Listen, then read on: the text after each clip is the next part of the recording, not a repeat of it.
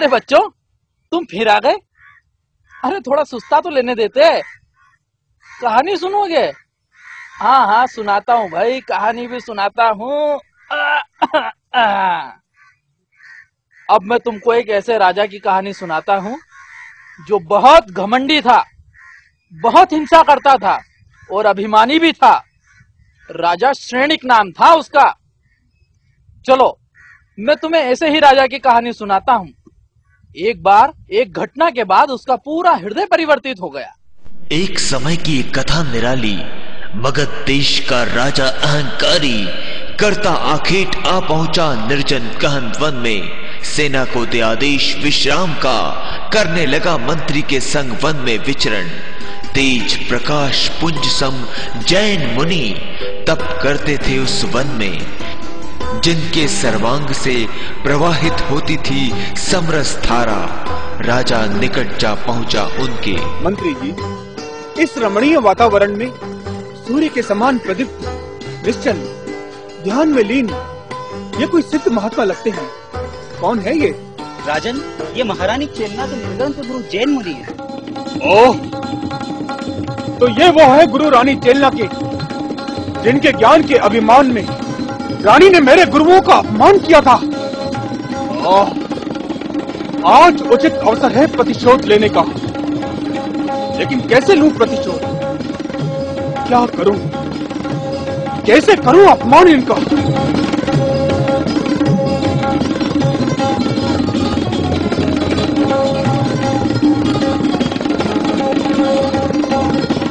कैसे लूं प्रतिशोध? क्या करूं? कैसे करूं अपमान इनका? अरे ये सब इसी को मारकर इनके गले में डाल देता हूं।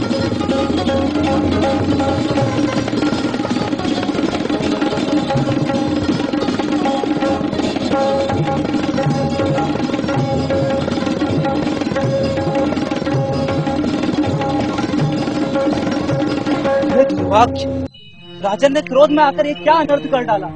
घोर उपसर्ग। आज मेरा प्रतिशोध पूर्ण हुआ। मंत्री जी, सेना को महल की ओर चलने का आदेश दो। जानकर उपसर्ग अकारण करुणा मूर्ति मुनिराज ने उपयोग हटाया देह से, हुए अंतर ध्यान शुद्ध चिद्रूप में।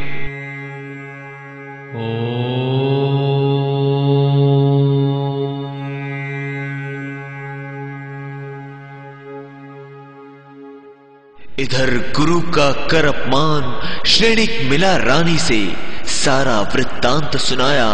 राजा की अज्ञानता से रानी का मन शोक से भर आया। महाराज, यह आपने क्या अनर्थ किया? धर्म पर उपसर्ग? ये तो आपने समस्त ज्ञानियों की विराधना का महापाप किया है। समस्त दिन शासन पर उपसर्ग किया है।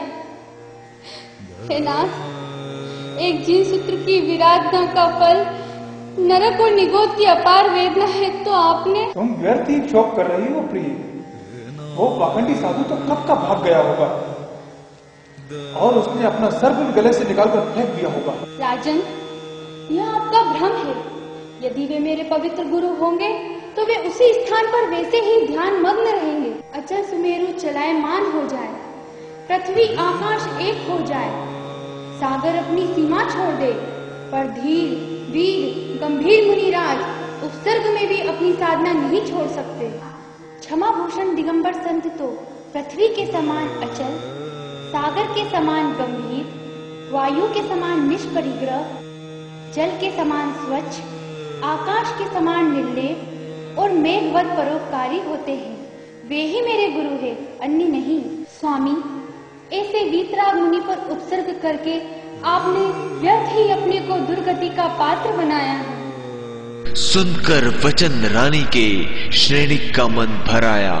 हुआ पश्चाताप करनी पर अपनी, तड़पने लगा मन प्रायश्चित को समक्ष दिगंबर मुनिराज के।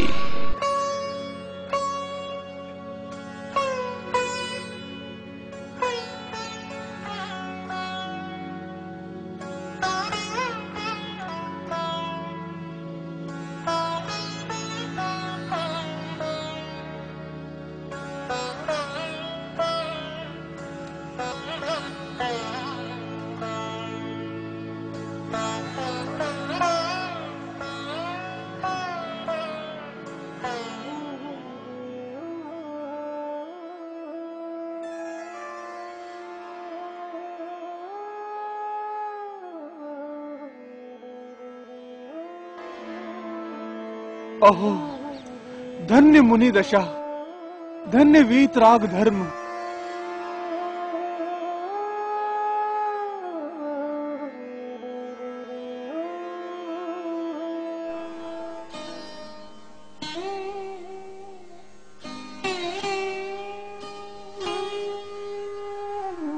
नमोस्तु,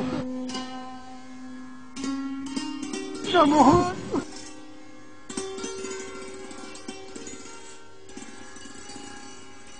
धन वृद्धि दोनों को एक सा आशीर्वाद। ओहो, धन्य है वीतराग संतों की अद्भुत क्षमा। हे मुनिराज, हमें धर्म संबोधन दीजिए। राजन, ये प्राणी मिथ्यात्व के वश होकर अनंत काल से अनंत भव चक्रों में परिभ्रमण करता हुआ अपार दुख भोग रहा है। भाग्यवश चिंतामणि तुल्य ये मनुष्य पर्याय और उत्तम कुल मिला है।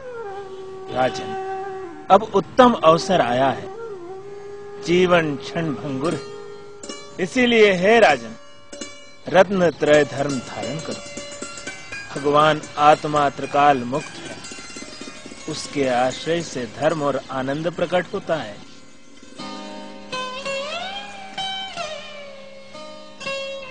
नमोस्तु।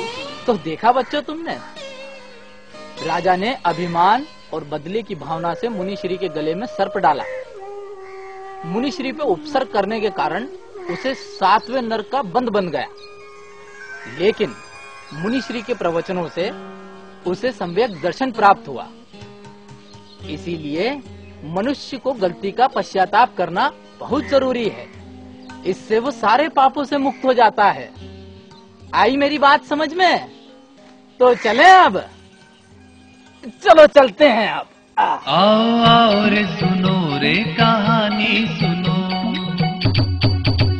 आओ आओ रे सुनो रे कहानी सुनो, कहानी सुनो रे सुहानी सुनो, कहानी सुनो रे सुहानी सुनो। आओ